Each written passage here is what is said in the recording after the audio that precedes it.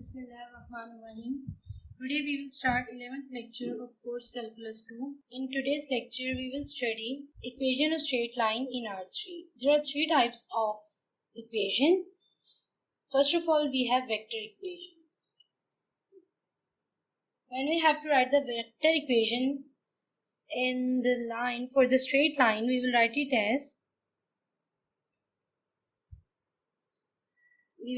it as x minus x1 into I hat direction, हमारे पास axis पे जो values हैं, plus y minus y1 in the j hat direction plus z minus z1 in the k hat direction. ये हमारी left hand side है जो कि हमारे पास इक्वल होती है राइट हैंड साइड के जो कि है t into a I hat plus b j hat plus c k hat. ये हमारे पास वेक्टर इक्वेशन है. इसको हम अपने क्वेश्चन में किस तरह से पुट करेंगे कि जो हमारे पास इक्वेशन ऑफ स्ट्रेट लाइन हमें बताया जाएगा कि इन पॉइंट से गुजर रही है, वो हमारे पास पॉइंट्स कौन से होंगे, x के, x1 y1 z1, और जिन पॉइंट्स के हमें पैरेलल या इस तरह से कोई कंडीशन बताई जाएगी वो हमारे a b और c वाले पॉइंट्स होंगे. इसको हम फर्दर सॉल्व करते हैं, फिर समझ आ जाएगी, लेकिन पहले हम अपनी तीनों इक्वेशंस को लिख लेते हैं. So the next one is parametric equation. हमारी तीनों इक्वेशंस जो हैं ये एक दूसरे से कुछ ना कुछ लिंक्ड हैं कि अगर हमें वेक्टर इक्वेशन पता है क्या है तो हम इजीली उसमें से पैरामेट्रिक इक्वेशन लिख सकते हैं. अब उसमें हमने करना क्या है पैरामेट्रिक इक्वेशन के लिए, इनमें लिंकिंग किस तरह है कि वेक्टर इक्वेशन ये है और पैरामेट्रिक इक्वेशन के लिए हम इसकी लेफ्ट और राइट हैंड साइड को कंपेयर करके लिखेंगे. अब अगर हम इसकी आई हैट वाली वैल्यूज कंपेयर करें तो x माइनस x1 इक्वल है a t के आई हैट और आई हैट दोनों साइड्स. अब y माइनस y1 अगर y वाली वैल्यूज को यानी j हैट की वैल्यूज को कंपेयर करें तो b t. इसी तरह अगर हम k हैट वाली वैल्यूज को कंपेयर करें तो हमारे पास z minus z1 is equal to c t. इस तरह ये थ्री इक्वेशंस बन गई. अब अगली इक्वेशन हमारे पास है जो थर्ड है वो है सिमेट्रिक इक्वेशन. अब सिमेट्रिक इक्वेशन क्या है कि अगर आपको स्ट्रेट लाइन की सिमेट्रिक इक्वेशन लिखनी है तो आप कैसे लिखोगे. अब आपके पास पैरामेट्रिक इक्वेशन है तो सिमेट्रिक इक्वेशन के लिए इसी को आप अगर इक्वल कर दो, a को इधर ले जाओ, इस b को इधर ले जाओ, c को इधर ले जाओ, तो ये तीनों इक्वेशंस किसकी इक्वल हो जाएंगी, t के इक्वल हो जाएंगी. तो इसी तरह आप इसको लिखोगे x minus x1 by divided by a जो कि इक्वल है हमारे पास y minus y1 divided by b, और ये इक्वल है z minus z1 divided by c. और ये सब क्यों इक्वल आ रहे हैं, क्योंकि ये सारी इक्वेशंस इक्वल बन रही हैं t के. ठीक है, तो ये आपके पास थ्री इक्वेशंस हो गई, वेक्टर इक्वेशन, पैरामेट्रिक इक्वेशन और सिमेट्रिक इक्वेशन. अब इनको हम क्वेश्चंस पे पुट करके देखेंगे कि हम एक क्वेश्चन में किस तरह से सॉल्व कर सकते हैं इन इक्वेशंस को. तो ये हमारे पास एक क्वेश्चन है कि हमने क्या करना है, find vector parametric and symmetric form of equation of straight line in R3 through a point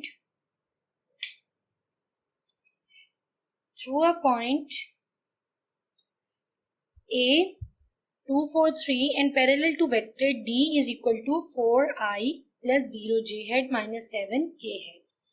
हमने वेक्टर पैरामेट्रिक और सिमेट्रिक फॉर्म निकालनी है इक्वेशन की स्ट्रेट लाइन में. पॉइंट्स कौन से हैं, 2 4 3. अब पॉइंट्स क्या होते हैं हमारे पास, ये हमारे पास वैल्यूज हैं x1 y1 और z1 की. ये क्या वैल्यूज हैं, x1 है 2, y1 is 4 and z1 is 3. और ये हमारे पास पैरेलल है वेक्टर इक्वेशन की। वेक्टर इक्वेशन हमारे पास कौन सी थी, जो हमारे पास राइट हैंड साइड पे आ रही थी। ये देखिए, ये हमारे पास x1 y1 z1 की वैल्यूज और ये थी वेक्टर इक्वेशन। वेक्टर इक्वेशन में जो वैल्यूज हमें गिवन है वो है 4 0 7। हमारा मतलब a 4 हो जाएगा, b 0 हो जाएगा और c 7 हो जाएगा, -7। ठीक है, साथ माइनस का सिंबल भी है। तो इसको अब हम लिखेंगे। पहले हम लिखते हैं अपनी first vector equation. Vector equation क्या बनेगी हमारे पास, जो हम अपनी अगर इसमें वैल्यूज पुट करेंगे तो x माइनस x1 यानी कि x माइनस x1 क्या है हमारे पास 2 i hat plus y minus y1 क्या है 4 j hat direction plus z minus z1 क्या है हमारे पास 3 k हैट डायरेक्शन। और ये इक्वल किसकी होगी, ai hat bj hat plus ck hat p into, ये हमारे पास अब इक्वेशन है हमारी vector equation 4 i hat plus 0 j hat minus 7 k hat. बस ये है आपके पास सिंपल वेक्टर इक्वेशन लिखने का तरीका। सेकंड हमारे पास क्या है, पैरामेट्रिक इक्वेशन हमने लिखनी है।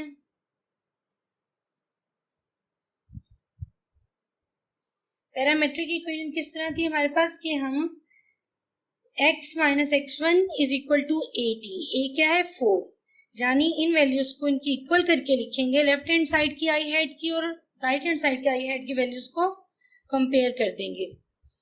तो x minus 2 is equal to 4t, एक इक्वेशन बन गई।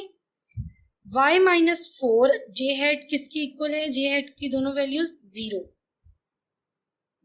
y minus 4 equal to 0 and then z minus 3,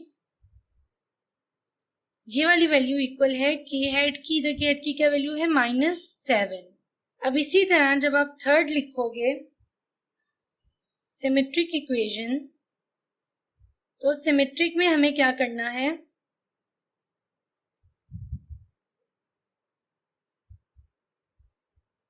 अच्छा सिमेट्रिक में हमें ये करना है कि हम इन सारी तीनों इक्वेशंस को इक्वल टू t कर देंगे। तो हमारे पास क्या बनेगा, x माइनस 2 बाय 4, ये इक्वल है y माइनस 4 डिवाइडेड बाय 0, ये 0 इधर आएगा तो इसके साथ t भी है, ठीक है, 0t माइनस 7t, ये इक्वल होगा z माइनस 3 डिवाइडेड बाय -7।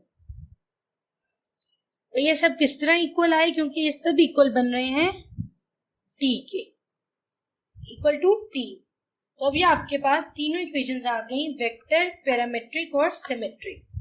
इस तरह से आप इक्वेशन स्ट्रेट लाइन के लिखोगे जब आपको पॉइंट्स और एक वेक्टर गिवन है कि आपने वो इक्वेशन निकालनी है जो इस वेक्टर के पैरेलल आएगी। ठीक है, तो एक क्वेश्चन हम और कर लेते हैं कि अगर हमें इस तरह से गिवन हो कि हमें ये ना बताया जाए कि इस वेक्टर के पैरेलल है, बल्कि हमें 2 पॉइंट्स दे दिए जाएं और कहा जाए इक्वेशंस निकाल लो खुद ही, तो हम किस तरह से इक्वेशंस निकाल सकते हैं। ठीक है, कि अगर हमें ये ना बताया गया कि इसके पैरेलल है, वेक्टर इक्वेशन नहीं गिवन, तो हम किस तरह से पॉइंट्स से सॉल्व करेंगे। अब अगर हमें 2 पॉइंट्स दिए जाएं, पहला पॉइंट दे दें, वो हमें पॉइंट क्या है, ए पॉइंट जो हमें दिए जा रहे हैं, ए पे जो पॉइंट्स हैं 5, -3 एंड 4, और एक और अगर हमें पॉइंट दिए जा रहे हैं 1, -2 और 7। अब कहा क्या जा रहा है कि हमें 2 पॉइंट्स गिवन है, ये वाले और ये वाले, हमें एक इक्वेशन निकालनी है, वेक्टर, पैरामेट्रिक और सिमेट्रिक फॉर्म ऑफ इक्वेशन, जो पास हो रही हो इन पॉइंट से भी और इन पॉइंट से भी। सिंपल वही फॉर्मूला, वही तरीका। डिफरेंट क्या आ रहा है कि अब हमें वेक्टर इक्वेशन खुद निकालनी है। तो वेक्टर इक्वेशन इक्वल होती है A B, these are the points at A, these are the points at B, A B को लिखते हैं हम B माइनस ए, यानी आप पॉइंट्स ऑफ B 1, -2 और 7 को माइनस कर दोगे A के पॉइंट्स से जो कि हैं 5, -3 और 4। इसको आप लिखोगे -4 आई हैट की values I, J and K hat, plus 1 J hat and -3 K hat. यह आपके पास वेक्टर आ गया। अब वेक्टर भी है और 2 पॉइंट्स भी हैं। पॉइंट्स के साथ किस तरह से सॉल्व करते हैं वो हमने अभी सॉल्व किया है।